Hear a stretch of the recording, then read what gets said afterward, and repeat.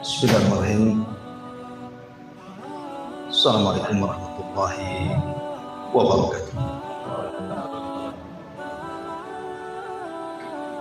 Alhamdulillah wassalatu wassalamu ala Rasulillah wa ala alihi wa sahbihi wa mawalah wa la hawla wa la quwwata illa billahi wa ba'd. Baik, kita lanjutkan kajian kita, masih membahas tafsir dari surah Al-Baqarah, dan kita masih di permulaan surah Al-Baqarah.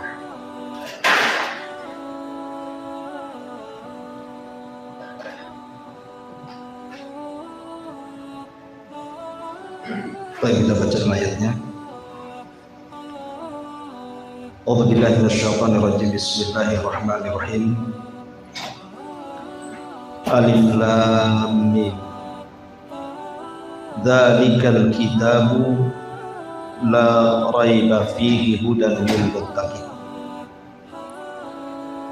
Alladzina yu'minuna bil ghaibi wa yuqimuna as-salata wa mimma razaqnahum yunfiqun.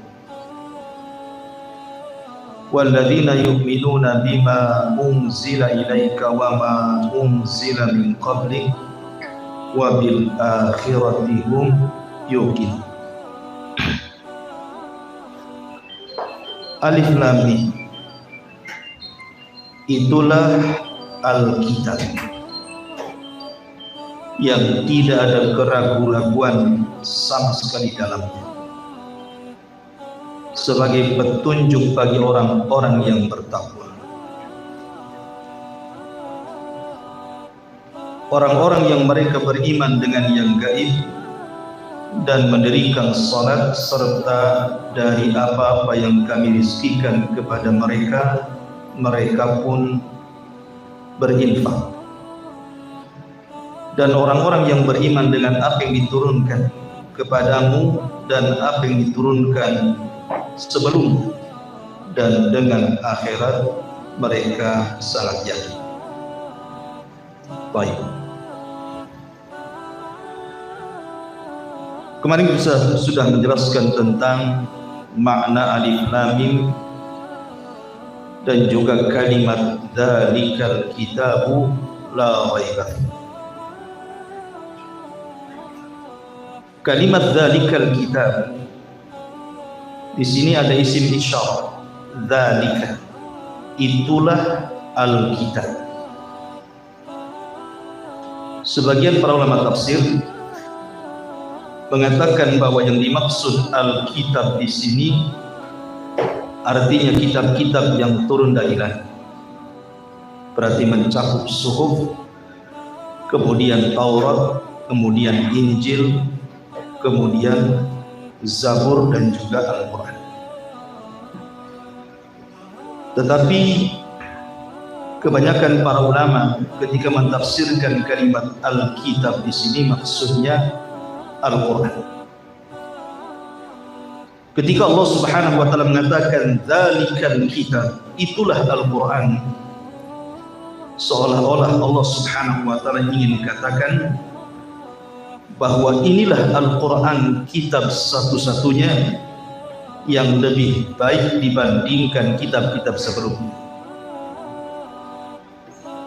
Dan ini ditegaskan dengan kalimat setelahnya, la raiba fi, karena di dalam Al-Quran itu tidak ada keraguan di dalamnya. Artinya Al-Quran itu tidak menerima keraguan-raguan. Berbeda dengan kitab-kitab sebelum Al-Quran, Taurat, Zabur, dan Injil itu masih menerima keraguan-raguan. Kenapa? Karena tidak ada jaminan dari Allah Subhanahu wa taala tentang keotentikan. Beda dengan Al-Quran, karena Allah Subhanahu wa taala yang menjaganya. Makanya Allah Subhanahu wa taala berfirman, "Inna nahnu nazzalna dzikra wa inna lahu lahafidh. Sesungguhnya kami yang menurunkan al-dzikra, Al-Quran, kami pula yang menjaganya. Jadi yang ada jaminan satu-satunya kitab yang Allah Subhanahu wa ta'ala turunkan itu hanyalah Al-Quran. Al-Quran itu betul-betul dijaga keautentikannya oleh Allah Azza wa Jalla.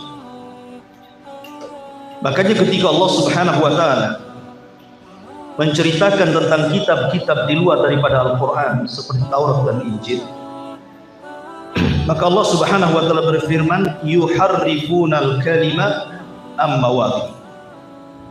Kitab-kitab tersebut sudah ditahrif, sudah dipermainkan, dimasuk-masukkan kalam manusia ke dalam kitab-kitab tersebut, sehingga ketika kemudian ada ucapan manusia yang kemudian dimasukkan ke dalam kitab-kitab Allah, tentu sudah tidak otentik lagi, karena sudah tercampur kalam Allah dengan kalam manusia. Dari sini menunjukkan bahwa tidak ada kitab langit yang Allah turunkan yang paling dijaga oleh Allah Subhanahu wa ta'ala melebihi Al-Quran. Sebab kalau satu huruf saja bergeser dari tempatnya, itu langsung diketahui. Makanya kenapa Allah Subhanahu wa ta'ala menjaga Al-Quran ini mampu dihafal oleh siapapun. Anak kecil bisa menghafal, remaja bisa menghafal, orang dewasa bisa menghafal, orang tua juga bisa menghafal. Dan di dunia ini ribuan orang-orang yang menghafal Quran, sehingga kalau seandainya di timur ada kesalahan, di barat pasti membenarkan. Di selatan ada kesalahan, pasti di utara ada yang membenarkan. Karena Quran itu bukan hanya terjaga secara tulisan, tetapi juga terjaga secara hafalan. Coba kitab-kitab yang lain, ada yang menghafal Taurat? Tidak ada. Sehingga karena tidak ada yang mampu menghafal Taurat, Taurat tidak bisa terjaga. Sehingga kalau ada orang yang kemudian melakukan penyimpangan, orang tidak tahu. Makanya dahulu Nabi Uzair dianggap anak Tuhan itu gara-gara hafal Taurat. Satu saja dianggap Tuhan. Apalagi Injil. Injil ini banyak versi. Yang disepakati itu cuma 4 Injil kan. Sementara macam-macam Injil itu sampai 40 lebih. Sehingga terkadang satu Injil dengan yang lainnya itu berselisih. Maka dari sini kita katakan bahwa Al-Quran satu-satunya kitab yang terjaga keautentikannya. Makanya Allah memberikan kalimat dengan gunakan isim isyarah, dzalikal kitab, itulah Alkitab, seolah-olah itulah satu-satunya kitab yang lebih mulia, lebih terjaga dibandingkan kitab-kitab yang lainnya. Kenapa? La raiba fi, karena tidak ada keraguan-raguan di dalamnya. Apa maknanya? Maksudnya tidak ada keraguan di dalamnya. Makna kalimat tidak ada keraguan-raguan di dalamnya artinya begini, bahwa Al-Quran ini penuh dengan macam-macam isi. Isi Al-Quran itu kan macam-macam, Tuhan. Terkadang bicara tentang masalah Allah Subhanahu wa ta'ala, wujud Allah. Maka ketika Al-Quran bicara tentang wujud Allah, maka kita tidak ragu bahwa Allah itu ada. Walaupun seandainya kita tidak bisa melihat, tapi kita yakin bahwa ketika Al-Quran menghabarkan tentang sifat-sifat dan nama-namanya, menunjukkan bahwa keberadaan Allah itu yakin ada. Karena Quran menceritakan, dan Quran itu mengajarkan keyakinan. Tidak ada keraguan. Jangan ragu kita tetapkan wujud Allah. Atau ketika Allah Subhanahu wa ta'ala bicara tentang akhirat, ada padang mahsyar, ada hisab, ada timbangan, ada pembagian suhuf, ada titian siratal mustaqim, ada surga, ada neraka. Ini kan harus diyakini, tidak boleh ada keraguan. Makanya Allah mengatakan semua isi kitab itu la raibah. Semua isi Al-Quran itu tidak ada keraguan-keraguan. Kita harus yakin. Ketika Allah Subhanahu wa Ta'ala bicara tentang akhirat, kita harus yakin adanya akhirat. Ketika Al-Quran bercerita tentang alam kubur, kita harus yakin adanya alam kubur. Ketika Al-Quran bercerita tentang alam akhir, tentang adanya padang mahsyar, hisab, mizan, suhub, sampai kepada surga dan neraka, maka kita harus yakin. Kenapa? La raiba fi, karena tidak ada keraguan isi Quran. Terus yakin. Atau umpamanya ketika Allah Subhanahu wa Ta'ala menceritakan tentang penciptaan langit dan bumi, Allah kan menghabarkan kepada kita bahwa Allah menciptakan langit dan bumi itu dalam 6 hari. Kita harus yakin.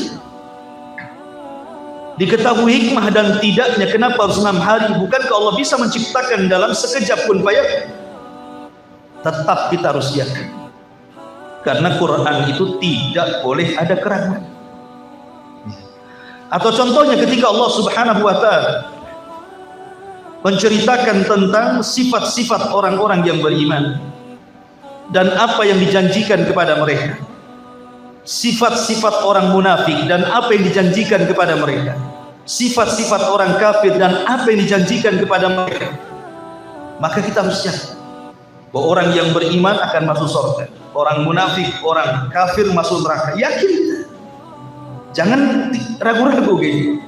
Kenapa? Karena Al-Quran yang menjelaskan, dan Allah mengatakan la raiba. Lihat kalimat ini diletakkan di permulaan surah Al-Baqarah, karena ini surat pertama yang diletakkan. Kita akan melewati setelah Al-Baqarah itu Ali Imran, An-Nisa, sampai ke Qul a'udzu birabbin nas. Maka kita akan banyak melewati hal yang terkadang masuk di akal atau tidak, sehingga di permulaan Al-Quran Allah sudah tegaskan bahwa isi Quran itu la raiba fi, tidak ada keraguan. Sehingga kita harus yakin semua isi Quran itu benar. Apa yang dihabarkan Allah Subhanahu wa Ta'ala semua kita benarkan. Apa yang diperintahkan Allah dalam bentuk hukum, kita yakin semua ada keadilan. Hukum Allah itu semua adil. Tidak ada kezaliman sama sekali. Dan kita harus yakin sekali lagi karena Allah mengatakan la raiba, tidak ada keraguan di dalam. Ma'asyiral muslimin yang dimuliakan Allah Azza wa Jalla, saya akan contohkan kenapa kita harus yakin tentang Al-Quran. Di zaman Nabi, ketika Allah Subhanahu wa Ta'ala turunkan ayat ghulibatir rum fi adnal ardi min ba'di ghalabihim sayaghlibun. Rum dikalahkan oleh Persia, tetapi nanti setelah itu beberapa tahun maka Romawi akan mengalahkan Persia. Ketika terdengar oleh Abu Bakar Siddiq radhiyallahu anhu, dan ketika itu kan kejadiannya sebelum Rasul hijrah, jadi mereka para sahabat masih tinggal di Mekah. Terdengarlah oleh para sahabat dan orang-orang musyrik bahwa terjadi perang besar antara Persia melawan Romawi. Kalah pula Romawi. Sementara secara agama Persia dekat dengan orang-orang musyrik, sementara Romawi dekat dengan orang Islam. Kenapa? Karena Persia penyembah api, sementara orang-orang musyrik penyembah berhala, sama-sama agamanya musyrik. Sementara Romawi itu Nasrani, diturunkan kepada mereka kitab, sama dengan kita juga diturunkan kepada kita kitab Al-Quran. Allah turunkan kepada mereka Injil, Allah turunkan kepada kita Al-Quran, sama-sama diberi kitab. Artinya Romawi lebih dekat ke Islam, sementara Persia lebih dekat ke musyrik. Terdengarlah Romawi kalah oleh Persia, sehingga orang-orang musyrik Arab itu senang sekali. kemudian datang kepada para sahabat Rasul mengejek dan mengatakan, katanya kalian agama kalian paling benar, diturunkan kepada kalian kita. Lah kenapa Romawi bisa dikalahkan Persia, maka sebentar lagi kami juga bisa mengalahkan kalian. Itu bahasanya orang-orang musyrik ini. Akhirnya Abu Bakar Siddiq radhiyallahu an datang kepada Rasul menceritakan tentang ejekan mereka. Maka ketika itu turun ayat ini, ghulibatir rum fi adnal ardi min ba'di ghalabihim sayaglibun. Turun surah Rum. Ghulibatir rum, ya sekarang Romawi dikalahkan. Sekarang Romawi dikalahkan. Tapi ingat, nanti beberapa waktu setelahnya Romawi akan mengalahkan Persia. Ketika turun ayat ini, Abu Bakar sangat yakin, karena yang menghabarkan Allah, bukan Rasul yang bicara. Wa ma yantiqu anil hawa in huwa illa wahyun yuha. Gak mungkin Rasul bicara asal jeplak saja bahasa kita. Datang Abu Bakar kepada pembesar Quraisy. Ada yang mengatakan datang kepada Abu Jahal, ada yang mengatakan datang kepada Umayyah bin Khalaf. Pokoknya salah satu dari pembesar Quraisy. Kemudian mengatakan, ya, memang sekarang Romawi kalah dengan Persia, tetapi saya siap taruhan bersama kalian. Sebentar lagi Romawi pasti menyerang Persia dan Persia kalah. Ketika itu belum ada larangan taruhan judi. Belum ada judi, larangan judi belum ada. Akhirnya kemudian bertaruhlah Abu Bakar dengan salah seorang pembesar musyrik.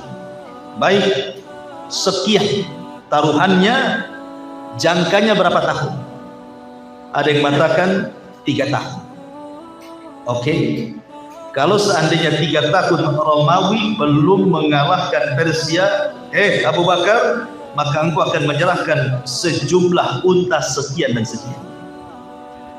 Tapi kalau betul apa yang kau katakan, maka kami akan memberikan unta-unta yang kau minta.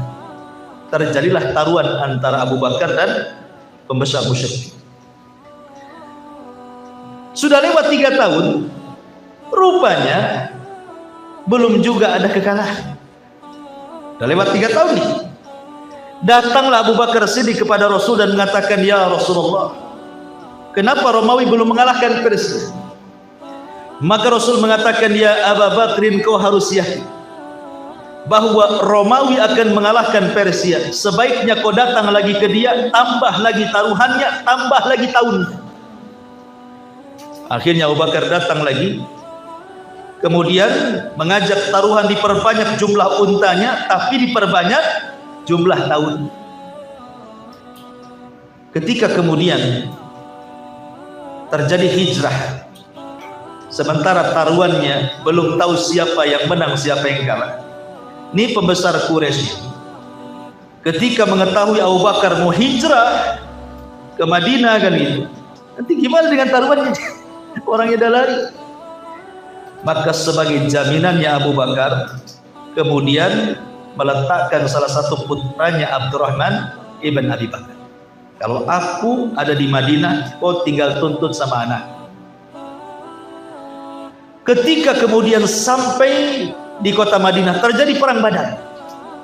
Rupanya yang taruhan dengan Abu Bakar itu mati pula di perang Badar. Dan setelah perang Badar terjadi peperangan Romawi dan Persia. Romawi menang, Persia kalah. Kata Abu Bakar, ya Rasulullah, kita sudah bertaruh. Orang yang bertaruh dah mati. Cemana dengan unta-untanya menang Abu Bakar? Karena setelah itu kan dilarang, tidak boleh taruhan. Maka kata Abu Bakar, ambil, tuntut ke anaknya. Maka Abu Bakar ngambillah di anak-anaknya, karena bapaknya sudah taruhan. Ya kan? Tapi syahidnya di sini betul-betul Romawi mengalahkan Persia. Itulah yang dikatakan la raiba fi. Tidak ada keraguan, pasti terjadi apa yang dihabarkan Quran itu. Itu maksudnya. Ma'asyiral muslimin yang dimuliakan Allah Azza wa Jalla, dzalikal kitabu la raiba fi. hudan lil muttaqin. Bahwa Al-Quran itu adalah petunjuk bagi orang-orang yang bertakwa. Taib. Sekarang bagaimana dengan firman Allah Subhanahu wa taala?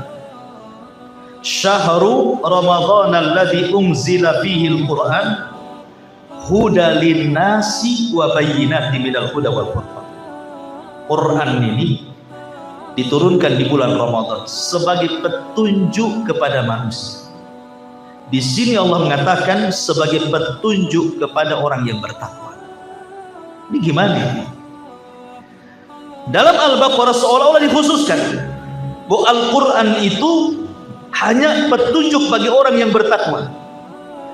Tapi dalam ayat yang lain di Al-Baqarah juga bahwa Al-Quran itu bukan hanya petunjuk bagi orang yang bertakwa saja, tapi bagi seluruh manusia. Maka kita katakan, kata para ulama, bahwa kalimat hudan lil muttaqin, iya memang pada dasarnya Al-Quran itu petunjuk kepada semua manusia, tetapi yang mengambil manfaat dari Quran itu hanya orang yang bertakwa saja. Memang Quran itu petunjuk bagi manusia, tetapi yang mengambil manfaat dari Quran itu tidak semua manusia, kan? Ada yang menerima Quran, ada yang menolak, ada yang beriman dengan Quran, ada yang kufur, ada yang menentang Al-Quran, ada yang taat dengan Quran. Jadi secara umum Al-Quran itu petunjuk bagi manusia, tapi yang mengambil manfaat dari Quran itu hanya orang yang bertakwa. Tidak semua mengambil manfaat dari Quran. Makanya Allah khususkan hudan lil muttaqin. Quran ini khusus hidayah bagi orang-orang yang bertakwa, karena merekalah yang bisa mengambil manfaat daripada Al-Quran. Lalu siapa sih orang-orang yang bertakwa di sini? Maka orang-orang yang bertakwa dalam permulaan Al-Baqarah ini dijelaskan setelahnya sifat-sifatnya, tapi secara global. Orang-orang yang bertakwa di dalam ayat yang kita bahas di sini adalah orang-orang yang mereka menanamkan keimanan dalam hati, kemudian diungkapkan lewat lisannya, kemudian diaplikasikan lewat perbuatan. Itulah iman. Makanya dimulai walladzina yu'minun, orang-orang yang beriman. Dan iman itu artinya pembenaran hati, pengucapan lisan, kemudian dibentuk dalam perbuatan. Kenapa harus seperti itu definisinya? Supaya tidak mudah orang ngaku beriman. Kalau lisannya tidak sama dengan hatinya, perbuatan tidak sama dengan lisannya. Makanya kemudian dibuat definisi seperti itu. Lihat orang-orang munafik yang mengaku mereka beriman, tapi Allah dustakan keimanannya, kan? Kenapa? Karena orang munafik itu antara lisan dan hati berbeda. Makanya munafik itu kenapa disebut munafik? Diambil dari kata nafak. Antum tahu nafak? Nafak itu kalau antum dari sini ke Nagoya, itu kan ada jembatan tuh, ada gorong-gorong di bawahnya, kan mobil masuk, kan? Lah, gorong-gorong itu dalam bahasa Arab disebut nafak. Ya. Kalau ada jalur kereta menembus gunung, kemudian ada terowongan masuk gorong-gorong, kan? Lah, terowongan itu dalam bahasa Arab disebut nafak. Kenapa kemudian munafik diambil dari kata nafak? Karena masuk dari sini, keluar dari sana. Nah, itulah munafik. Jadi dia masuk dari sini, keluar dari sana. Maksudnya apa? Dia masuk Islam dengan lisannya, keluar dari Islam dengan hatinya. Itulah munafik. Menampakkan keislaman, menyembunyikan kekafiran. Makanya disebut munafik. Makanya munafik tidak bisa dikatakan mukmin, karena mukmin itu harus setara antara hati, lisan dan perbuatan. Dan itulah makna takwa dalam ayat ini. Siapa dan bagaimana sifat-sifatnya? Allah Subhanahu wa taala berfirman, alladzina yu'minuna bil ghaib. Pertama, orang-orang yang bertakwa itu adalah orang-orang yang beriman dengan yang gaib. Beriman dengan yang gaib. Ma'asyiral muslimin, apa yang dimaksud gaib dalam ayat ini? Ulama tafsir membagi beberapa penafsiran. Maksud gaib dalam ayat ini, pertama maksudnya adalah wujudullah. Orang-orang yang beriman dengan wujudnya Allah. Kita harus yakin Allah itu wujud ada, walaupun kita tidak melihat. Karena keimanan itu tidak mesti harus lewat panca indera. Kita beriman itu tidak mesti bisa dilihat, bisa didengar, bisa diraba, tidak mesti. Sesuatu yang bisa kita rasakan itu belum bisa kita imani keberadaan. Contoh nih kipas angin. Ketika anginnya sampai kepada kita merasakan, oh ada angin. Pertanyaannya, tahu antum bentuk angin? Enggak tahu kan? Kayak apa bentuk anginnya?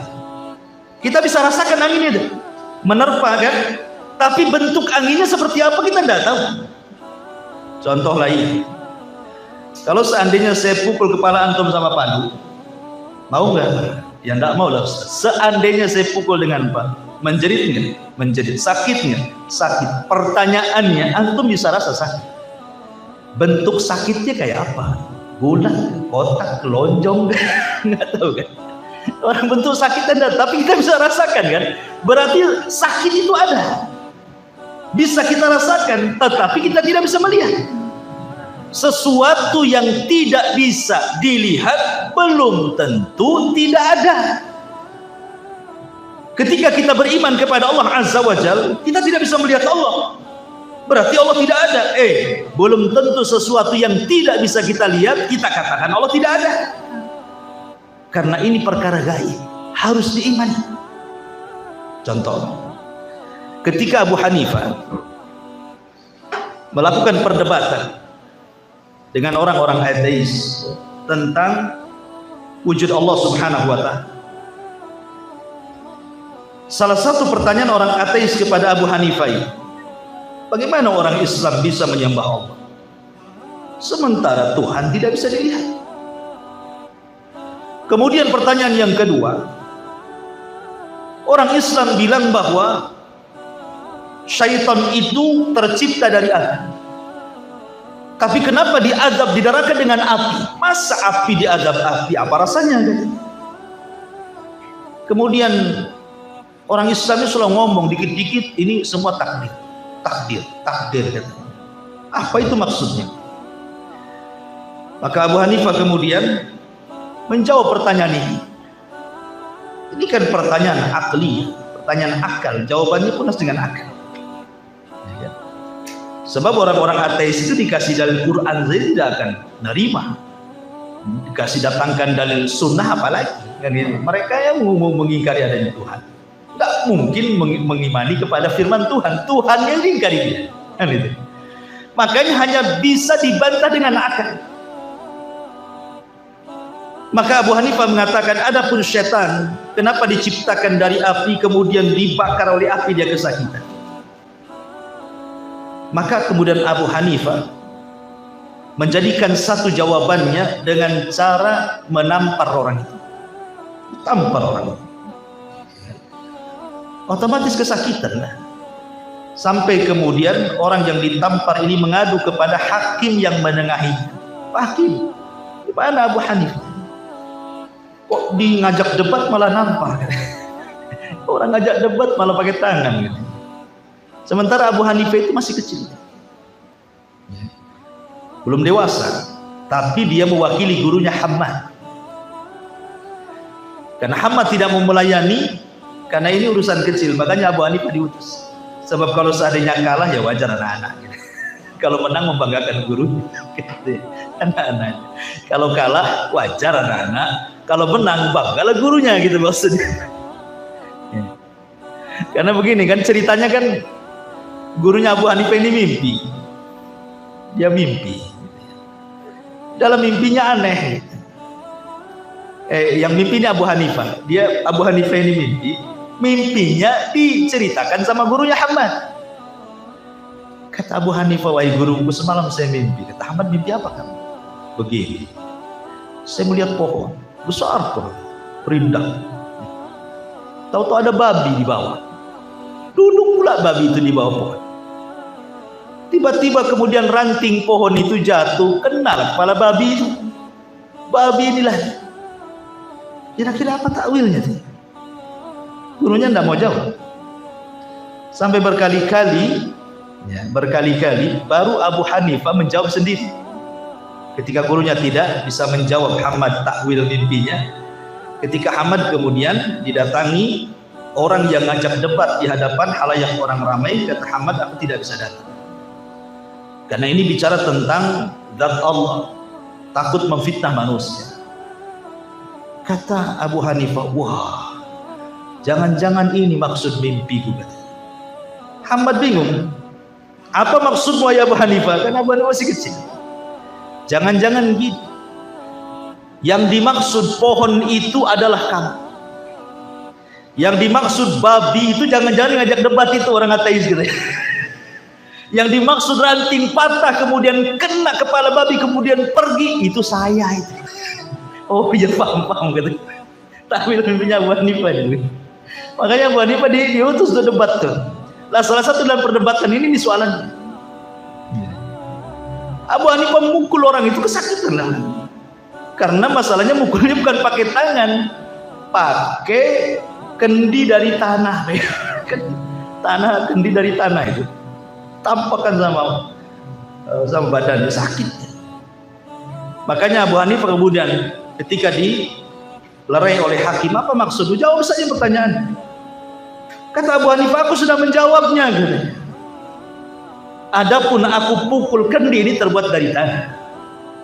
Sementara manusia itu kalau menurut otak orang ini, kita tercipta dari tanah. Dia kan tercipta dari tanah. Kendi dari tanah. Kalau tanah dilempar tanah, harusnya tidak sakit. Itu maksudnya ya. Dia kan tercipta dari tanah, ini kendi dari tanah. Kalau dilempar ya biasa saja, tanah ketemu tanah kan. Kenapa dia sakit katanya kan? Menunjukkan bahwa setan itu tercipta dari api. Ketika diazab dengan api, dia pun merasakan sakit. Tapi perlu diketahui bahwa penciptaan setan dari api itu satu saja. Bapaknya setan, iblis saja kan gitu ya. Yang diciptakan oleh Allah dari api itu cuman ada yang namanya Sumya, ada yang mengatakan Azazil, wallahu a'lam. Tapi yang jelas bahwa cuman satu saja. Adapun turunannya tidak, karena kalangan jin dari kalangan setan pun mereka sama dengan manusia, punya istri, punya anak, sama. Ada RT, RW, lurah, ada partainya juga, kampanye juga, kan gitu ya. Sama kehidupan mereka dengan kita itu kurang lebih. Dekat-dekat pemilihan presiden ya kampanye juga. Jadi sama, nggak kurang lebih aja kehidupan mereka dengan kita ya. Tidak ada bedanya. Artinya bahwa penciptaan mereka sudah tidak dari api lagi, karena sudah mengalami pernikahan. Sama dengan manusia yang diciptakan dari tanah itu cuma satu, Adam saja. Adapun anak turunannya bukan dari tanah lagi. Buktinya kalau antum teriris badan antum tidak keluar tanah, yang keluar darah kan begitu. Asyrul muslimin yang dimuliakan Allah Azza wa Jalla. Ini jawaban yang pertama. Jawaban yang kedua, ketika aku pukul engkau dengan kendi tadi, bukankah kau merasakan sakit? Ya, jelas sakit lah. Pukul kau tak sakit, pula sakit kan. Sekarang saya tanya, coba sifatkan bentuk sakit seperti apa? Ya tidak tahulah bentuknya. Kau bisa melihatnya? Tidak bisa. Mendengarnya? Tidak bisa. Merabanya? Tidak bisa. Sebagaimana engkau tidak bisa mensifatkan angin rasa sakit seperti apa karena engkau tidak pernah melihat, mendengar ataupun meraba, begitu juga Allah, Tuhan kita dan Tuhan kalian semua. Memang kita tidak bisa melihat, tetapi bukan berarti sesuatu yang tidak bisa dilihat tidak ada wujud. Nah, jadi Ini debat akal dengan akal namanya. Tetapi dengan itu kan masuk di akal. Lalu siapa yang mengumpulkan kita di sini? Siapa coba? Apa kita ada janjian kumpul di sini? Kan tidak. Inilah takdir. Allah takdirkan kita kumpul di sini. Selesai. Ya, satu pertemuan selesai. Jadi bicara tentang al-ghaib dalam ayat ini maksudnya apa? Wujudullah, wujud. Ada yang mentafsirkan bahwa yu'minuna bil ghaib, beriman dengan gaib itu maksudnya beriman dengan al-qada wal qadar. Maksud gaib di sini adalah al-qada wal qadar. Bahwa takdir manusia itu gaib. Makanya jangan pernah berdalil dengan takdir. Karena kita tidak tahu takdir kita seperti apa. Kita kan tidak tahu. Emang antum tahu takdir antum seperti apa? Ini semua gaib, ikhwan. Maka jangan pernah berdalil dengan takdir. Ada orang ada kelainan seksual, homo. Ya. Kemudian kita katakan kamu homo tidak boleh, penyakit, tobat kamu. Mungkin Allah sudah takdir saya harus begini. Nanti kalau takdirnya sembuh saya sembuh kok. Dari mana kamu tahu takdir kamu seperti itu? Kapan kamu berhenti maksiat? Ya mungkin ditakdirkan masih doyan maksiat Ustaz. Nanti kalau sudah bosan pun ditakdirkan juga bosan maksiat. Tidak ada yang tahu dengan takdir itu. Gimana kalau seandainya takdirnya waktu maksiat kamu mati? Nah, kamu kan tidak tahu juga. Jadi jangan pernah berdalil dengan takdir. Makanya Rasul mengatakan fakullun muyassarun lima khuliqa lahu i'malu ma syi'tum. Setiap kalian akan dimudahkan dengan amalan kalian, maka beramallah. Ya. Yang ketiga ada juga yang mengatakan bahwa yang dimaksud gaib di sini artinya mencakup apa yang dikhabarkan Nabi SAW. Kullu ma akhbara bihi Nabi SAW min ashratis saati wa adzabil qabri wal hasyri wan nashri was sirati wal mizani wal jannati wan nar. Maksudnya beriman dengan yang gaib ini adalah setiap yang dikhabarkan Rasul dari tanda-tanda kiamat. Baik tanda-tanda kiamat kecil ataupun tanda-tanda kiamat besar, kemudian azab kubur, kemudian kumpulnya manusia di padang mahsyar, kemudian disebarnya catatan, kemudian sirat titian, kemudian timbangan termasuk surga dan neraka. Maka itu yang harus kita imani, alladzina yu'minuna bil ghaib. Dan semua pendapat-pendapat ini benar semua, karena itu semua perkara gaib. Pokoknya apapun yang dikabarkan Allah dan Rasulnya dan itu berkaitan dengan yang gaib tidak boleh kita ragukan, karena Al-Quran itu la raiba fi alladzina yu'minuna bil ghaib. Kemudian Allah mengatakan wa yuqimuna as-salata. Setelah kita beriman dengan yang gaib, maka kita dituntut untuk mengerjakan sholat. Ikhwan, ini penting sekali masalah sholat. Masyarul muslimin yang dimuliakan Allah Azza wa Jalla. Pembahasan masalah sholat ini pembahasan yang sangat mulia, karena kita bicara tentang amalan yang pertama kali dihisab oleh Allah Subhanahu wa taala dalam hukukul ibad, dalam hukukullah, hak-hak yang berkenan dengan Allah. Karena amalan yang pertama dihisab itu dua. Pertama berkaitan dengan hak Allah, yang kedua berkaitan dengan hak manusia. Adapun berkaitan dengan hak Allah adalah salat, adapun berkaitan dengan hak manusia adalah urusan darah, bunuh membunuh. Ini yang awal-awal dihisab oleh Allah Subhanahu wa taala. Di sini Allah Subhanahu wa taala mengatakan bahwa ciri orang-orang yang bertakwa adalah orang yang meninggalkan salat. Ada seorang syekh, orang yang mengerjakan sholat. Ada seorang syekh bercerita, ada seorang ibu menelpon salah seorang masyayikh menceritakan tentang anak. Anaknya ini sudah dewasa, tetapi belum Allah takdirkan dapat pasangan. Dalam pekerjaannya selalu ada masalah. Kemudian juga pergaulannya selalu ada masalah. Pokoknya masalah itu seolah-olah tidak berhenti dan mustamir terus saja. Seolah-olah selesai masalah ini datang masalah yang lain, masalah yang lain selesai masalah lain datang lagi, dan begitu seterusnya. Saya kasihan dengan anak saya.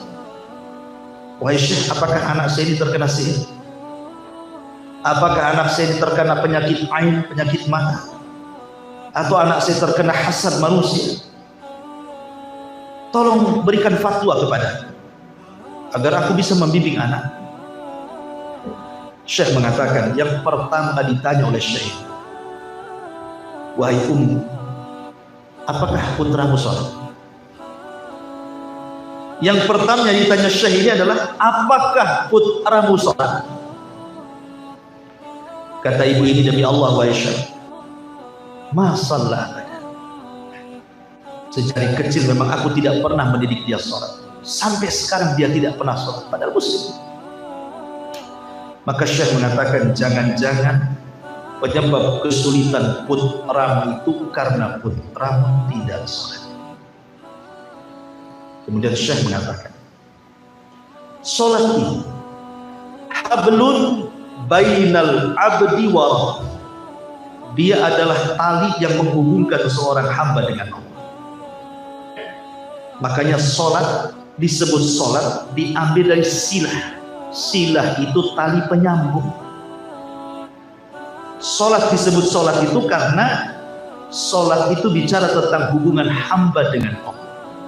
Makanya disebut sholat. Ketika tali penghubung hamba dengan Allah putus, berarti hamba ini terlepas dari Allah Subhanahu wa Ta'ala. Ketika terlepas hubungan antara dia dengan Allah karena terputus talinya, berarti terputuslah penjagaan Allah dengan hamba. Boleh jadi anakmu seperti ini karena suka meninggalkan sholat. Karena orang yang tidak sholat, dari permulaan dia bangun saja, dia sudah melakukan dosa besar yang Allah dimaksiati di situ. Dia bangun pagi, dia meninggalkan sholat fajar, berarti bangun dari tidur saja dia sudah melakukan dosa besar. Dosa paling besar setelah syirik, melebihi dosa-dosa yang lainnya. Bayangkan bangun tidur dia sudah melakukan dosa sebesar-besarnya dosa setelah kesyirikan. Bagaimana akan diberkahi hidupnya? Karena orang yang meninggalkan sholat secara sengaja itu ikhwan, dosanya lebih besar dibandingkan berzina, dosanya lebih besar dibandingkan membunuh, dosanya lebih besar dibandingkan minum khamr, dosanya lebih besar dari dosa-dosa. Sebutkan dosa apa? Jangan syirik saja. Karena ada kaidah para ulama, meninggalkan yang wajib lebih besar dosanya dibandingkan mengerjakan yang haram. Sholat kan wajib, ditinggalkan lebih besar dosanya dibandingkan Anda melakukan yang haram, judi, zina, khamar dan yang lain. Bayangkan, awal mulai bangun saja sudah maksiat. Tengah hari maksiat, sore hari maksiat, malam hari maksiat lagi. 5 kali sehari anakmu melakukan dosa besar yang Allah dimaksiati di situ. Bagaimana anakmu akan berkah hidup? Baik, jawabannya kan mantap. Masyarul muslimin yang dimuliakan Allah Azza wa Jalla, saya akan sebutkan 10 dosa, semua bahaya. Dan ini bagi anda yang dengar di YouTube juga ibrah, bisa disebar dan antum bisa sebarkan ke yang lain. Bagaimana dosa orang yang meninggalkan sholat? Ya man tarika shalah isma. Dengarkan orang yang meninggalkan sholat. Pertama, orang yang meninggalkan sholat dan terus menerus seperti itu, hakikatnya dia setiap hari mendapatkan ejekan dari syaitan. Dia diejek oleh syaitan. Bagaimana bentuk ejekan? Dalam sebuah hadis yang dikeluarkan Imam Muslim dan juga Bukhari dan lainnya, dari hadis Abdullah ibn Mas'ud radhiyallahu anhu, qala, dia mengatakan, dzukira indan Nabi sallallahu alaihi wasallam rajulun fakina ma zalana iman hatta asbah. Kata Abdullah bin Mas'ud radhiyallahu an, dia berkata, diceritakan di sisi Nabi sallallahu alaihi wasallam seorang laki-laki yang dia terus tidur, tidak bangun salat fajar sampai terbit matahari. Tidak ada keinginan bangun. Apa kata Nabi sallallahu alaihi wasallam? Kata Nabi sallallahu alaihi wasallam, "Dzaka rajulun bala syaitanu fi udhun." Itulah orang yang telinganya dikencingi syaitan setiap malam. Setiap malam setan mengencingi telinganya. Ada penafsiran para ulama hadis, apa yang dimaksud setan mengencingi telinganya?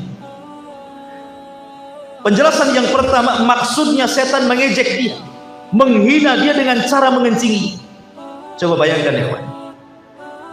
Kalau antum saya ludahi wajah, kan telinga bagian wajah, ada kepala,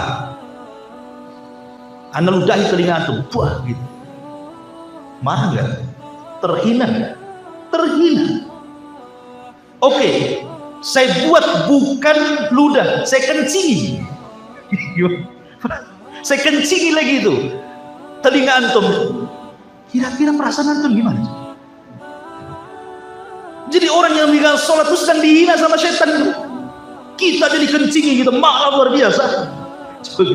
Ini setan kencingi telinga. Nyantai aja dikencingi setan. Memang harus betul-betul antum kencingi orang itu. Ini makna yang pertama. Makna yang kedua, makna hakikatnya betul-betul setan itu kencing di telinga antum. Seperti antum masuk toilet antum kencing, itulah setan kencing, betul-betul kencing. Tapi bentuk kencingnya setan apakah sama dengan kencing antum? Ya tentu beda. Kalau sama ya sudah budak. Ya beda lah. Tapi yang jelas, ya mungkin seperti itu makna. Makna yang ketiga, maksudnya setan mengencing telinga kita itu, telinga kita dibuat tuli sehingga dia menolak nasihat. Kan hari ini setan, orang nasihat tidak peduli sama dia, mau diomongin aja itu degil keras kepala. Nggak pernah sholat itu telinganya tertutup. Naudzubillah. Coba bayangkan, ini orang-orang yang meninggalkan sholat seperti ini hukuman. Ini satu. Yang kedua, orang yang meninggalkan sholat, maka di pagi harinya sampai siang harinya sampai sore harinya Allah buat dia tidak punya semangat hidup. Allah buat dia tidak punya semangat hidup, malas, kemudian banyak masalah yang tidak tahu sebabnya kenapa. Kok ada aja masalah itu? Sebabnya nggak tahu apa, tahu ada masalah saja. Dalilnya mana? Sebutkan dalam hadis Nabi Shallallahu Alaihi Wasallam dari Abu Hurairah radhiyallahu anhu. Hadis ini dikeluarkan Imam Bukhari. Nabi Shallallahu Alaihi Wasallam bersabda, "Yaqidu syaitanu ala qafiyati ra'si ahadikum idza huwa nam salasa uqad. Yadribu kulla uqdatin 'alaika laylun tawil farhun. Fa in istayqadha fa dzakara Allah in hallat uqdatu. Fa idza tawadda'a in hallat uqdatu. Fa idza shalla in hallat uqdatun fa asbaha nasyitan tayyiban nafsi wa illa asbaha khabithan nafsi kaslan." Ya. Kata Nabi SAW, setiap malam setan itu datang kepada setiap manusia yang tidur, kemudian mengikat di tengkuknya 3 ikatan. Ingat paradigma barat ketika bicara tentang otak di kepala, maka mereka akan mengatakan otak itu hanya 2, kiri dan kanan. Otak kiri, otak kanan, kata mereka. Tapi dalam bahasa Quran, otak itu ada 2 juga, tapi otak depan disebut ubun-ubun, otak belakang disebut tengkuk. Itulah bahasa Quran. Ubun-ubun itu di tangan Allah, nasiyatin biyadihi. Ubun-ubun manusia itu di genggaman Allah. Setan tidak bisa mengganggu otak depan karena di tangan Allah. Sehingga setan itu hanya bisa mengganggu otak belakang. Diikatlah otak kita itu 3 ikatan. Kemudian dibuatnya dia malas dan tidur terus. Ketika hampir mendekati subuh, maka setan akan membisikkan di telinganya dan mengatakan, lailun tawilun farqud, tidurlah, malam masih panjang. Gitu. Itu lagunya setan. Tidur kata. Malam masih panjang kata. Tetapi kalau dia lawan bisikan itu, bangun dia. Maka ketika bangun dia langsung berdoa, alhamdulillahilladzi ahyana ba'da ma amatana wa ilaihi nusyur. Hilang 1 ikatan. Fa idza tawadda, dia langsung wudu, hilang 2 ikatan. Fa idza shalla in halat uqdatun, ketika dia salat hilang 3-tiganya. Apa kata Rasul? Fa asbaha nasyitan thayyiban nafs. Di pagi harinya maka dia akan semangat, punya semangat hidup, jiwanya akan baik dan tidak tersentuh masalah. Makanya kawan, kita bisa rasakan kalau antum bangun di sepertiga malam, walaupun antum capek, ya kan, antum bangun tahajud sampai sholat fajar sampai subuh, adalah ngantuk-ngantuk dikit. Tapi ketika sudah agak pagi, jam 7, jam 8 hilang ngantuknya, nggak ada perasaan lemah. Itu bisa rasakan, coba saja. Nggak ada, tetap aja sama dengan orang yang tidur full. Bahkan terkadang ada orang yang tidur full, bukan full lagi, full gitu ya. Saking tidur lagi. Udah tidur ya jam 8 malam, bangun jam 7, sarapan, tidur lagi, bangun duhur, habis tidur lemes ya badannya. Padahal tidurnya berjam-jam itu. Kenapa? Ini hadisnya. Kalau dia tidak asbaha khabisan nafsi kaslah. Kalau dia tidak melakukan seperti itu, tidak bangun berzikir, tidak wudu dan tidak sholat subuh, jadilah jiwanya buruk, banyak masalah, tidak tahu sebabnya, dan jadilah dia pemalas. Lihat orang yang dengan shorting, sehari 3 ikatan, 2 hari 6 ikatan, 3 hari 9 ikatan, 100 hari tak ruwet ikatan. Cuma, nah itu murah ikatan, benang gitu. Itu makanya orang nggak sholat itu masalah itu. Ini satu. Yang kedua, yang ketiga, ya. Ikhwan, ini yang lebih ngeri.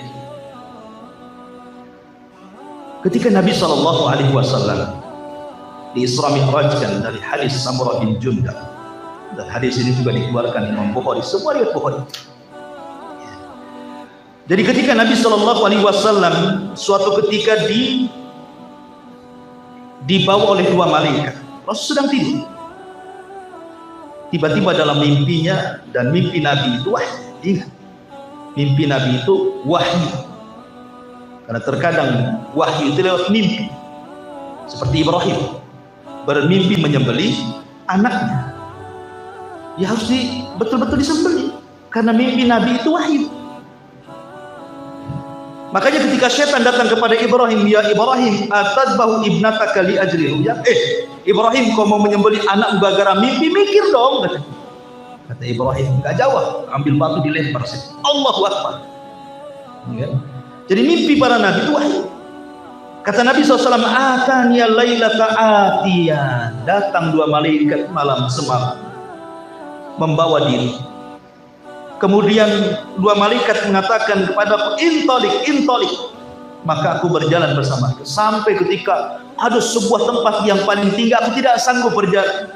Maka diambillah malaikat, dibawa ke atas. Rupanya sampai di atas diperlihatkan banyak orang yang sedang diadab, disiksa, diperlihatkan adab kubur.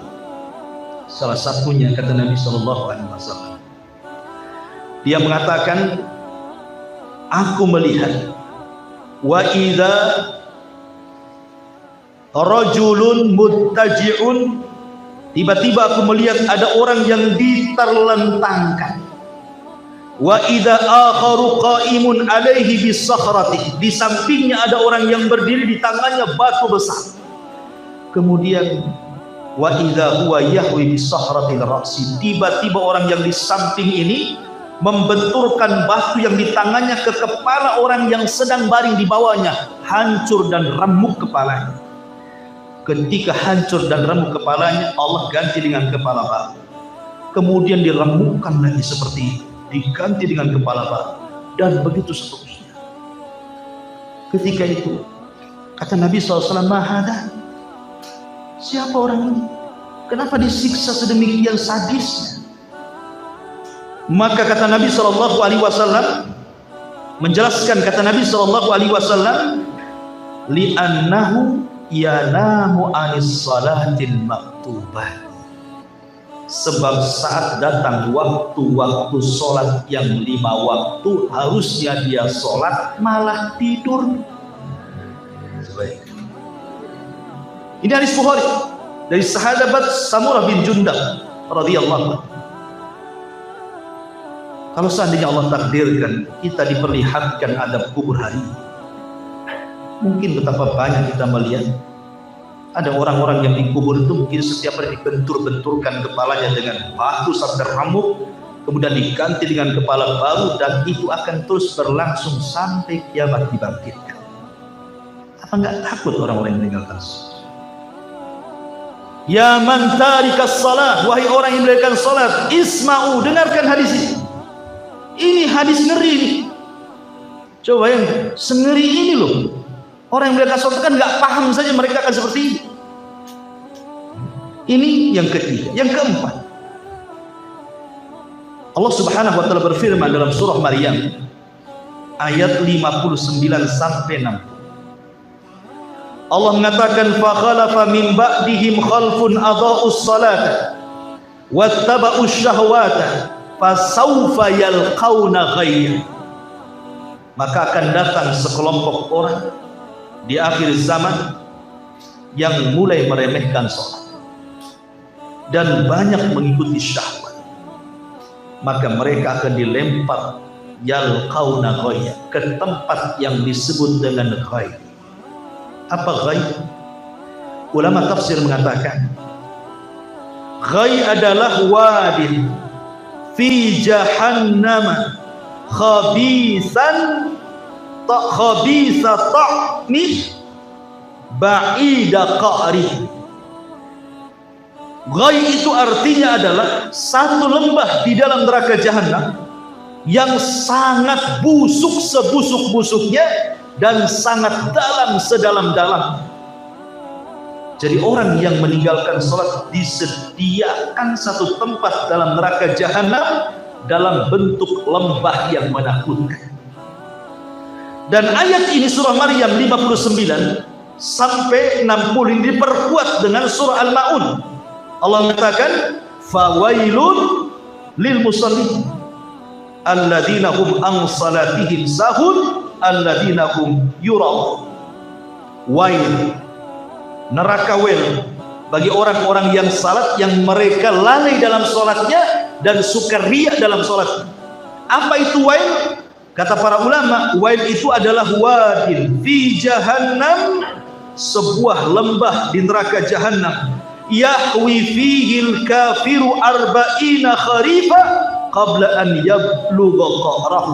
Kalau seandainya ada orang kafir jatuh dari titian siratal mustaqim, itu baru sampai dasar di lembah yang disebut dengan wail itu selama 40 musim atau 40 tahun baru sampai di dasar. Itulah wail. Sampai disediakan sama Allah bentuk wail, ghaib, lembah yang menakutkan, neraka jahanam yang jahanam sendiri ketakutan dengan lembahnya. Setiap hari dia meminta perlindungan kepada dari lembahnya itu. Padahal lembahnya ada di dalam jahanam. Jahanamnya ketakutan. Luar biasa. Ini yang nomor 4. Yang nomor 5. Dan ini yang paling bahaya. Jangan sampai kita dihukum seperti itu. Salah satu nikmat terbesar pada hari kiamat, ikhwan, adalah ru'yatullah, memandang Allah Subhanahu wa ta'ala. Tidak ada nikmat yang lebih besar di akhirat, melebihi daripada sorga itu sendiri. Padahal kalau cerita sorga itu malah ainun ra'at wala udhunun samiat wala khatara ala qalbi bashar, kan? Sorga itu kenikmatannya tidak bisa dilihat, didengar, dirasakan, dipikirkan pun tidak bisa gitu. Saking nikmatnya. Tapi ru'yatullah, melihat wajah Allah, jauh lebih nikmat dibandingkan sorga itu sendiri. Makanya ketika Allah Subhanahu wa ta'ala datang kepada penduduk sorga dan mengatakan, saluni masyita, hadza yaumun masjid. Minta-minta lagi, apa yang kurang? Lihat bagaimana karimnya Allah Subhanahu wa ta'ala. Apa yang kurang? Minta-minta, ini hari tambah nikmat kepada kalian. Maka ahlu sorga mengatakan, alam tubayyid wujuhana wa tudkhilana al-jannah wa tubaiduna 'anil nar. Bukankah engkau sudah memutihkan wajah kami, kau masukkan kami ke surga, kau keluarkan kami dari neraka? Ini sudah cukup ya Allah. Sudah cukup. Maka kemudian Allah mengatakan, tidak, aku akan beri nikmat yang jauh lebih besar daripada surga. Dibuka tabirnya yang merupakan cahaya. Semua penduduk surga melihat wajah Allah, semua berteriak dan mengatakan, demi Allah tidak ada nikmat yang lebih besar dibandingkan melihat Allah. Akan tetapi tarikus sholat, orang yang meninggalkan sholat, maka mereka tidak akan melihat Allah. Perhatikan hadis. Hadis dari Jarir ibn Abdillah al-Bajali radhiyallahu anhu. Hadis ini disepakati Bukhari Muslim. Kunna inda Nabi sallallahu alaihi wasallam fa nadhara ila al-qamari lailatal badri. Kata beliau, kami duduk bersama Nabi, tiba-tiba malam itu memang sedang purnama, besar-besarnya bulan, maka kami semua melihat bulan. Kata Nabi sallallahu alaihi wasallam, inna satarawna rabbakum kama tarawna hadzal qamar la tudamuna fi ru'yati. Kau lihat bulan itu, ya wahai Rasul, kalian akan melihat Allah seperti engkau melihat, tidak berdesak-desakan. Coba kalau bulan purnama, antum rebutan mau nengok bulan, enggak kan? Cukup antum negak ke atas kita. Apa? Berdesak-desakan? Tidak. Bukan kayak tengok konser, desak-desak kan? Enggak, lihat bulan itu apa? Jadi melihat Allah seperti itu, bukan diserupakan dengan bulan, tetapi diserupakan melihatnya. Karena Allah ya bukan bulan. Bulan itu bah. Kemudian kata Nabi sallallahu alaihi wasallam, fa in istata'tum alla taghlibu ala salatin qabla tulu'i syamsi wa qabla ghurubiha faf'al. Kalau kalian ingin melihat Allah, kalau kalian mau, maka jangan pernah kalian terkalahkan untuk sholat sebelum terbit matahari, maksudnya sholat subuh, dan sholat sebelum terbenam matahari, maksudnya sholat asar. Kalau kalian ingin melihat Allah, jaga dua sholat. Kemudian Rasul membacakan ayat wasabbih bihamdi rabbika qabla tulu'i syamsi wa qabla al-ghurub, surah Qaf ayat 39. Lihat bagaimana Nabi luar biasa ya. Terhalangnya ru'yatullah gara-gara meninggalkan sholat fajar dan sholat asar, terutama sholat fajar, jangan ditinggalkan. Ada seorang pembesar Israel, Yahudi, dia bicara di sosial media, televisi, tentang peperangan antara Islam dengan Yahudi. Seolah-olah dia membenarkan akan terjadi peperangan. Bahkan dia membocorkan rahasia. Kalau seandainya orang Islam itu sampai sholat subuh, sholat fajar, dan jumlah mereka sama dengan sholat Jumat, maka mereka akan mengalahkan kita. Ini ucapan mereka. Kalau seandainya sholat subuh itu jumlah yang sholat sama dengan jumlah sholat Jumat, kita akan kalah. Kenapa orang Yahudi mengatakan seperti itu? Di akhir zaman, kalau kita cerita tentang Al-Mahdil Muntadhar, Imam Mahdi yang kita tunggu-tunggu, Muhammad bin Abdullah. Dan Imam Mahdi bukan orang Indonesia. Ada tuh yang ngomong bahwa Imam Mahdi itu akan keluar di Nusantara. Imam Mahdi yang mana? Orang mana itu? Orang Medan, orang Jawa, orang Batak, orang Anor. Imam Mahdi itu munculnya di Madinah, di Mekah, di Bai'ah di Mekah, ya, antar dua rukun. Jadi ketika cerita Imam Mahdi, Dajjal ini kan banyak pengikutnya. Permulaannya saja sudah 70.000 orang Yahudi Asfahan, Irak. Belum lagi bangsa Mongol, Turk, belum lagi orang-orang Arab jahil, belum lagi kaum wanita. Macam mungkin 2/3 dunia akan ikut Dajjal nanti di akhir zaman. Dan Dajjal tidak dibunuh dan tidak bisa dibunuh kecuali Rasulullah Nabi. Maka Imam Mahdi dan pasukannya tidak bisa melawan Dajjal. Terpaksa mereka harus sembunyi di Bukit Tur. Mereka dikepung, bersembunyi di Bukit Tur. Saking lamanya mereka di Bukit Tur sampai kelaparan, sampai kepala kerbau lebih berharga dibandingkan tumpukan emas. Karena yang mereka butuhkan bukan emas, makan. Saking lapar. Akhirnya pasukan Imam Mahdi mengatakan, kalau kita ini seperti ini terus kelaparan, mungkin kita akan mati kelaparan. Kita ini prajurit tentara. Lebih baik kita mati syahid dibandingkan mati kelaparan. Maka kemudian mereka datang pada Imam Mahdi, bagaimana kalau besok kita serang saja Dajjal? Apapun yang terjadi, apa kita mati syahid lebih mulia mereka? Maka Imam Mahdi pun kemudian setuju. Baik, kita berangkat setelah sholat fajar. Ya. Sholat fajar dulu. Berangkat setelah sholat fajar. Maka ketika betul-betul di pagi hari itu azan dikumandangkan, setelah selesai azan menunggu waktu qomat, langit gelap, segelap-gelapnya. Tiba-tiba ada cahaya dari langit. Rupanya Isa bin Maryam turun diapit 2 malaikat dan rambutnya seperti baru dibasahi, menetes, dan hawa mulutnya bisa membunuh orang Yahudi sejauh mata memandang. Akhirnya Isa pun tuh kemana? Ke Bukit Tur. Ketika kaum muslimin siap-siap sholat fajar, sholat subuh. Kata Al-Mahdi kepada Isa bin Maryam, karena mereka sudah tahu sifat-sifatnya yang sudah disifatkan Nabi ya. Makanya kemudian Imam Mahdi mengatakan, taqaddam ya Allah, silahkan wahai ruh, wahai Isa, maju.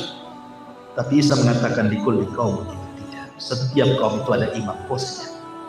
Maka Imam Mahdi yang mengimami Isa jadi imam untuk membantah bahwa Isa bukan anak Tuhan, Isa bukan Tuhan, Isa bukan 3 di antara Tuhan. Asal Tuhan jadi makmum, sudah gimana ceritanya? Ya. Jadi imam saja tidak mungkin Tuhan itu. Tuhan itu diibadah, bukan dia beribadah. Dan untuk membantah orang Yahudi yang mengatakan qatalna Masih ibn Maryam, kami sudah membunuh Isa, buktinya masih hidup, turun dia. Ya kan? Akhirnya sholat subuh. Selepas sholat subuh berangkat mereka.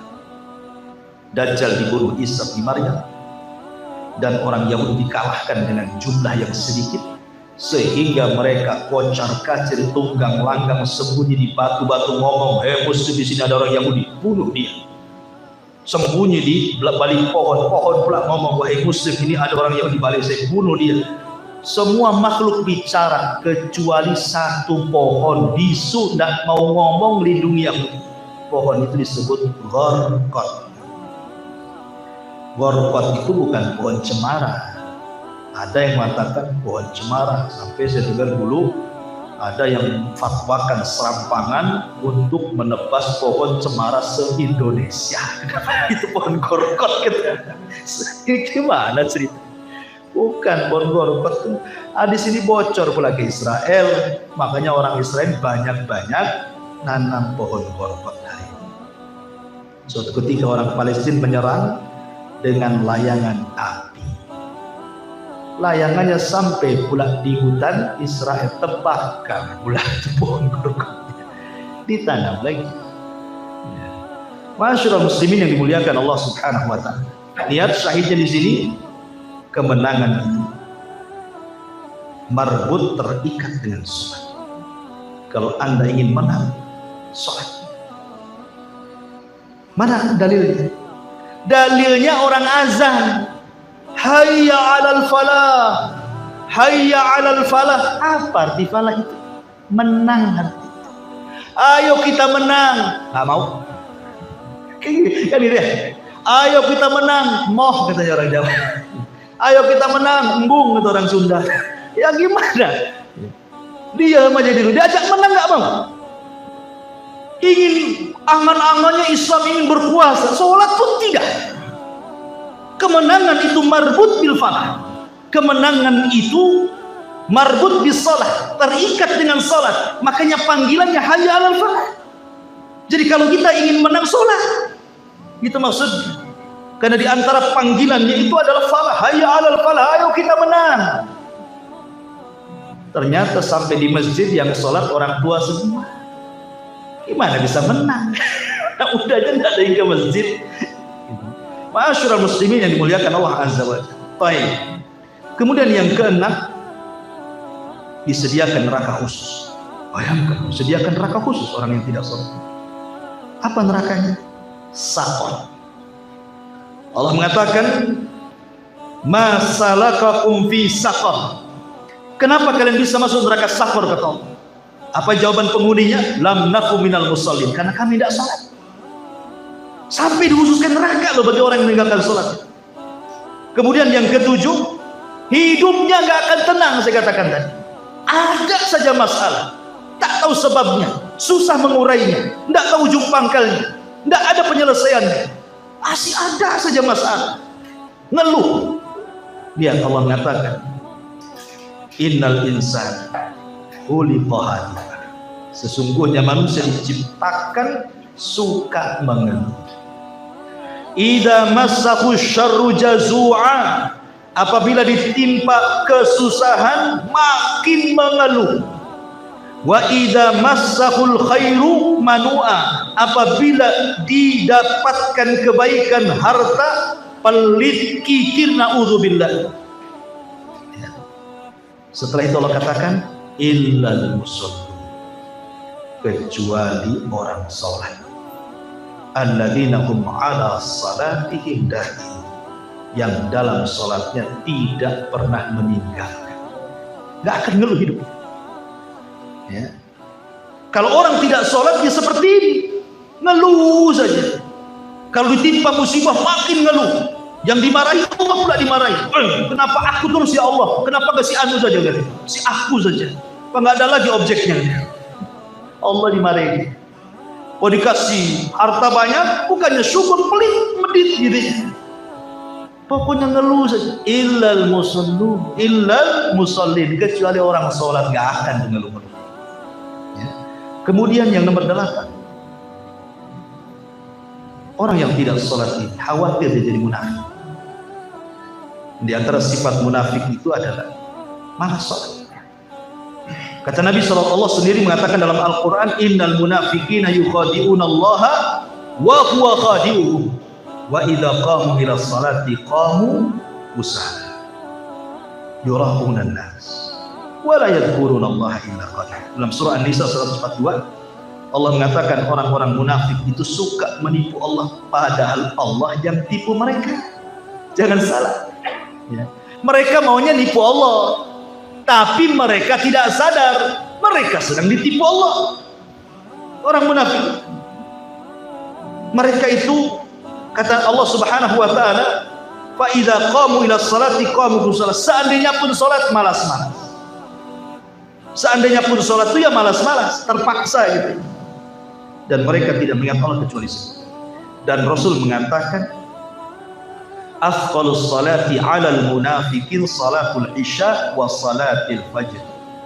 Seberat-berat salat bagi orang munafik itu adalah salat isya dan salat fajar. Tak mau orang itu salat isya dan fajar orang munafik. Kemudian yang nomor 9, ini lagi yang bahaya. Orang yang tidak salat, maka dia satu neraka dengan Fir'aun, satu neraka dengan Qom, satu neraka dengan Haman, dan satu neraka dengan Ubay ibn Khalaf. Semua orang kafir, orang jahat-jahat. Mau satu neraka dengan Fir'aun? Siapa yang mau satu neraka dengan Fir'aun? Kadang-kadang adalah seorang artis itu dia redo kalau masuk neraka. Gak apa-apa saya masuk neraka, biar ketemu artis ini, artis itu, artis luar negeri disebutnya. Alhamdulillah. Biar ketemu artis ini, artis itu, pemain sepak bola ini, pemain sepak bola itu. Alhamdulillah, gila ini wanita. Semoga Allah gilakan sekali. Mungkin gila kan ya? Masa ada orang ngomong gitu? Mana akal?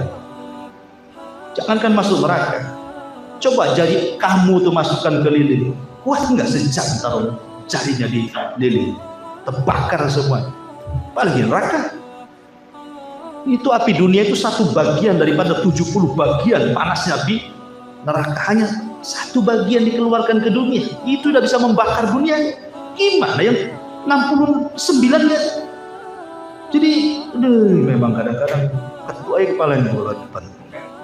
Jadi Nabi SAW mengatakan, dikeluarkan dari Imam Ahmad, kata Nabi SAW dari sahabat Abdullah ibn Amr ibn As radhiyallahu anhu, man lam yuhafid alaiha lam yakun lahu nurun wala burhanun wala najatun wa husyira yaumal qiyamah ma'a fir'auna wa haman wa qarun wa ubay bin khalaf.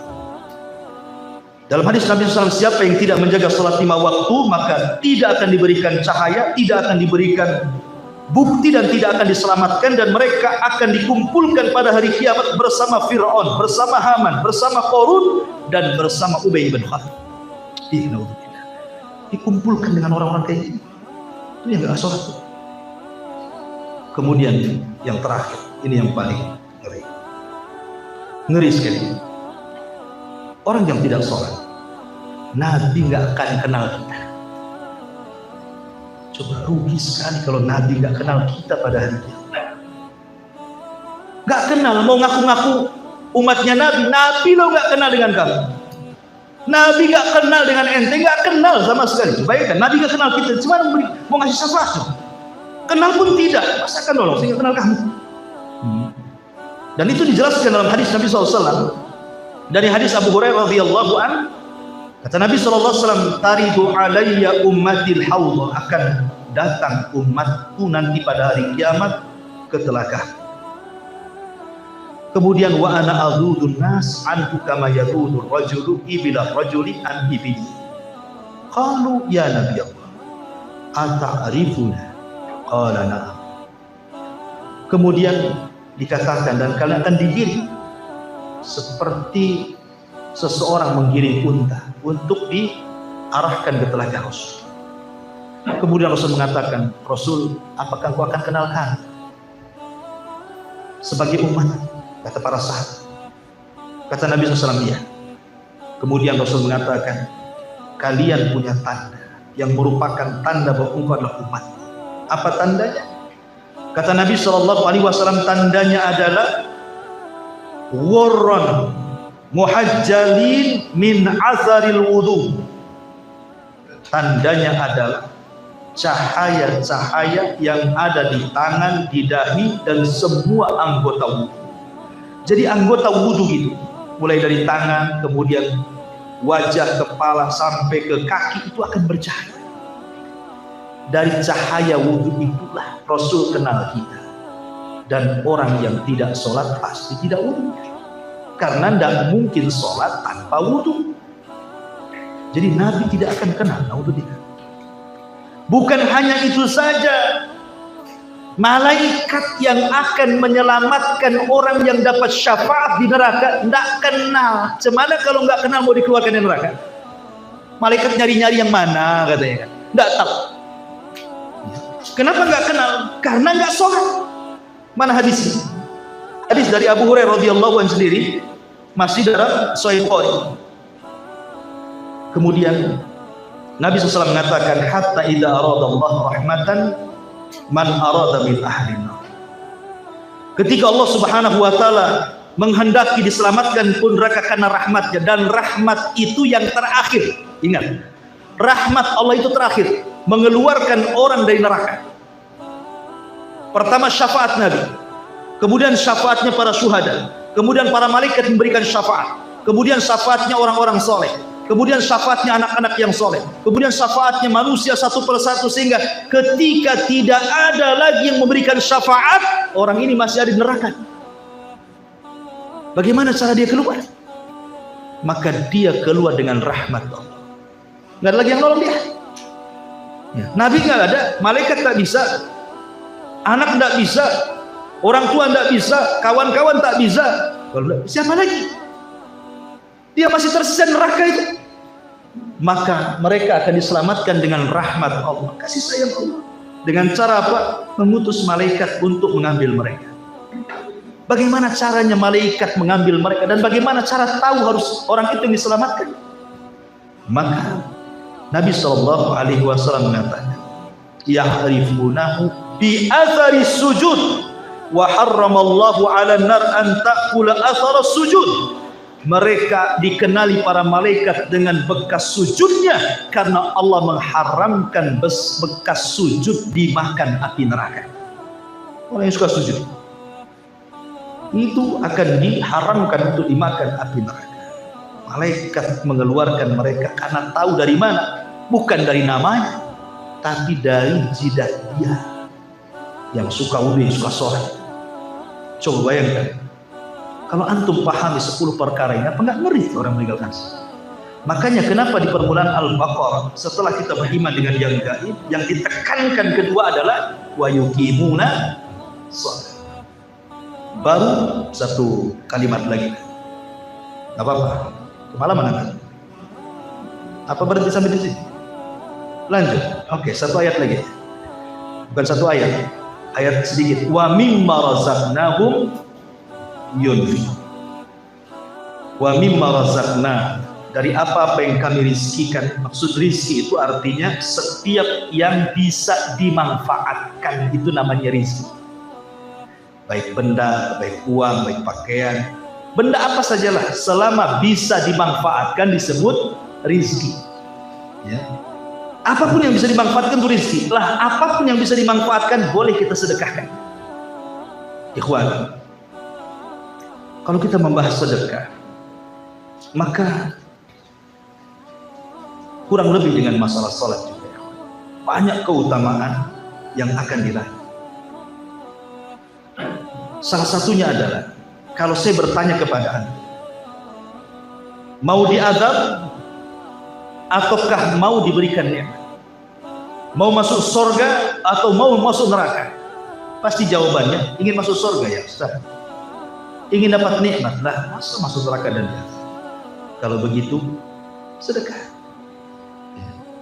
Perhatikan sabda Nabi. Nanti di padang mahsyar, manusia itu akan berdiri. Ingat, posisi manusia di padang mahsyar bukan kayak posisi antum sedang dikumpulkan di lapangan.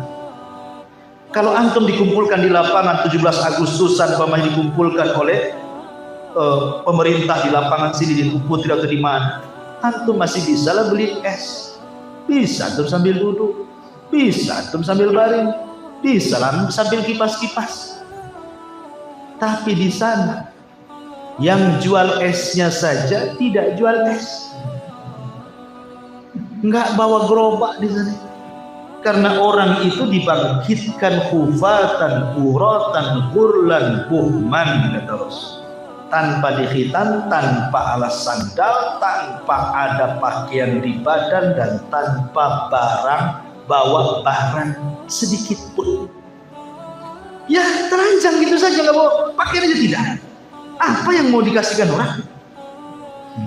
Sementara posisinya berdiri, tidak ada yang duduk, sebab kalau duduk tenggelam dengan keringatnya, berbaring makin lagi terlalap dengan keringatnya.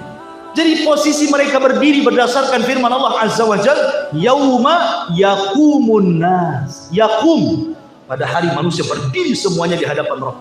Matahari dekatkan 1 mil, panas terik luar biasa. Kita aja seminggu tidak hujan-hujan nih. Oh Allah, kipas ini sudah AC kipas pula di badan. Susah. Pokoknya mau tidur saja, aduh, adanya cemas. karena panas. Pertanyaannya, mau nggak pada hari ketika matahari diletakkan di atas kepala, tiba-tiba datang payung? Datang payung sehingga kita bisa menaungi kepala kita dari matahari. Ketika kalau terik-terik matahari ada payung, di dunia saja pakai payung sudah senang. Dipayungi sehingga kepala kita tidak tersengat dengan 1 mil matahari di atas kepala. Mil itu ada 2 penafsiran. Kata rawi hadis mengatakan, saya tidak tahu maksud Nabi mil itu. Apakah kalimat milun itu alat untuk celak?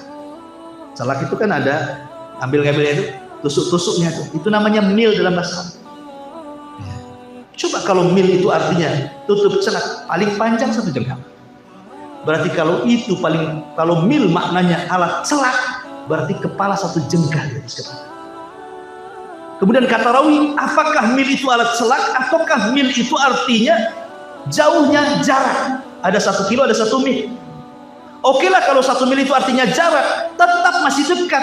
Kalaulah matahari tidak Allah letakkan di porosnya, jauh sedikit dari bumi, bekulah bumi. Dekat sedikit dari bumi, terbakarlah bumi. Makanya Allah letakkan di situ. Coba nikmat Allah, meletakkan matahari itu nikmat Allah. Jangan sampai lebih jauh, jangan sampai lebih dekat. Pas di porosnya, jauh sedikit bekulah kita. Nggak usah masuk kulkas. Kalau dekat-dekat pula terbakar semuanya. Makanya pas itu nikmat, meletakkan dia. Allah itu mengkira-kira luar biasa. Itu nikmat. 1 mil, tiba-tiba ada payung naungi kita dari matahari. Kata Nabi SAW, kalau anda ingin dapat payung sedekah, sab'atun yudhilluhumullahu fi dhillih yauma la dhilla illa dhill. 7 kelompok yang akan mendapatkan naungan di hari yang tidak ada naungan kecuali naungan Allah pada hari kiamat. Salah satunya dari 7 orang itu, rajulun tasaddaqat biyaminih, seorang laki-laki yang bersedekah dengan tangan kanannya, tangan kiri tidak tahu. Artinya saking ikhlas, sedekah sembunyi-sembunyi. Dan sedekah sembunyi-sembunyi itu luar biasa, kawan. Sampai-sampai Rasul mengatakan, shadaqatu sir tudfi'u ghadaballah. Kalau saya tanya sama antum, mau dimarahi Allah, dimurkai Allah, atau dimaafkan Allah? Tentu jawabannya pengen dimaafkan Allah, pengen mendapatkan ampunan dari Allah. Kalau Allah sudah murka, jangan lagi kita gunung pun dihancurkan. Kalau murka, jangan lagi kita laut pun ditumpahkan. Kalau Allah sudah murka, bintang dijatuh-jatuhkan, langit digulung, kiamat ditegakkan. Itu kalau sudah murka. Pertanyaannya, antum mau dapat murka atau tidak? Kalau tidak ingin mendapatkan murka, sedekah. Kenapa? Karena Rasul mengatakan, shadaqatu sir tudfi'u ghadaballah. Sedekah yang sembunyi-sembunyi itu menahan murkanya Allah. Jadi kalau Allah murka dengan kita, supaya jangan murka, sedekah. Bahkan yang lebih hebat lagi, kalau antum banyak masalah, nggak tahu sebabnya, kok susah kali ya keluar dari masalah itu. Buka bisnis bangkrut, buka jualan gulung tikar, baru kawin cerai, baru bangun rumah besoknya roboh kena angin batang. Pokoknya banyak masalah saja, pokoknya banyak kali masalah. Pertanyaannya, mau nggak antum diberikan kemudahan, dihilangkan masalahnya, hidupnya tenang, senang? Maka saya katakan sedekah. Kan Nabi SAW yang mengatakan, sana'iul ma'ruf taqi masari as-su. Sana'iul ma'ruf, melakukan kebaikan dengan sedekah. Tidak mesti dengan uang, sedekah itu dengan tenaga. Yang penting kan berbuat baik. Ya, ada orang pengen barangnya diangkat, kita angkat. Kemudian kita jalan ada batu, ini kalau roda motor dikena batu guling bahaya, ambil ke sampingkan, gitu ya. Itu kalau batu diambil ke sampingkan, kalau dompet diambil masuk kocak lah. Itu kan sana'iul ma'ruf. Artinya bahwa kan sedekah itu kan tidak mesti dengan uang kan, dengan tenaga. Ada tetangga lagi hamil butuh kendaraan, antar ke rumah sakit, antar, apa susahnya? Itu sedekah. Shana'ul ma'ruf, sedekah itu taki akan melindungi kita dari apa? Masari as-su. Apa masari as-su itu? Kata para ulama, masari as-su itu artinya sesuatu yang Nabi SAW berlindung darinya, seperti tenggelam, seperti jatuh dari ketinggian, seperti terbakar, seperti mati su'ul khotimah, seperti kesusahan-kesusahan dunia lainnya. Harusnya antum ditabrak tidak tertabrak, harusnya antum menabrak tidak jadi nabrak, antum harus jatuh tidak jatuh. Tiba-tiba bangunan runtuh, antum di sampingnya tidak mati. Ya. Harusnya kemudian antum naik kapal, kapalnya tenggelam, antum pula selamat. Itu maksudnya. Harusnya antum su'ul khotimah, husnul khotimah pula. Jadi semua kesulitan-kesulitan itu dimudahkan, kata Rasul. Sana'iul ma'ruf taki masari as-su. Hebatnya sedekahnya, luar biasa ini. Dan ingat ikhwan, terkadang kalau orang itu tidak paham tentang mana sedekah. Sedekah itu yang butuh itu bukan orang miskin sama kita. Itu kesalahan. Kalau kita sedekah itu kayaknya dia yang butuh saya. Kan gitu ya? Kalau ada orang minta-minta kayaknya kok dia butuh kali dengan saya. Kalau ada masjid minta kayaknya masjid yang butuh saya. Kalau ada pesantren nyebarkan infak kayaknya pesantren yang butuh saya. Kalau ada orang susah minta kayaknya orang itu yang butuh saya. Jangan, cara paradigmanya itu hilangkan tuh kalimat itu. Yang butuh itu bukan mereka sama kita, kita yang butuh mereka. Yang bersedekah itu yang butuh. Jadi orang yang bersedekah itu sangat berhajat kepada orang miskin, kepada fakir miskin, kepada anak yatim, kepada masjid yang membangun, kepada madrasah, pesantren atau apa saja. Kita yang butuh mereka, bukan mereka butuh sama kita. Kan itu kan paradigma yang salah itu. Kenapa? Tadi contoh-contohnya, orang yang bersedekah tidak diwafatkan kecuali husnul khotimah. Kembali ke siapa? Ke kita. Supaya kita di jalan selamat, supaya rumah tangga kita sakinah mawaddah warahmah, supaya di kantor kita adem-adem ayam tidak masalah, supaya di jalan kita tidak dimuji orang, supaya dalam urusan itu dimudahkan. Itu kembali ke kita loh itu. Coba kalau nggak ada orang miskin, antum mau sedekah sama siapa? Masih untung ada orang miskin. Jadi kita yang butuh kepada mereka. Jangan salah, ini paradigma ini aneh orang bersedekah. Jadi orang kaya itu yang butuh orang miskin, bukan orang miskin butuh orang kaya. Karena sedekah itu kembali manfaatnya bukan ke orang yang kita sedekahi, tapi ke kita yang bersedekah. Nah, itu paradigmanya diganti.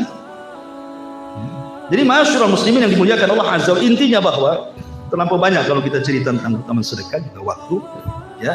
Maka di sini ada 3 poin pertama yang sudah kita bahas, bahwa Al-Quran itu sesuatu yang tidak ada keraguan, petunjuk bagi orang yang bertakwa, dan ciri orang yang bertakwa: 1, beriman kepada yang gaib, 2, melaksanakan sholat, dan yang 3, suka bersedekah atau berinfak. Wallahu a'lam bishawab. Ini yang mungkin bisa kita sampaikan di malam hari ini. Mudah-mudahan ada manfaatnya.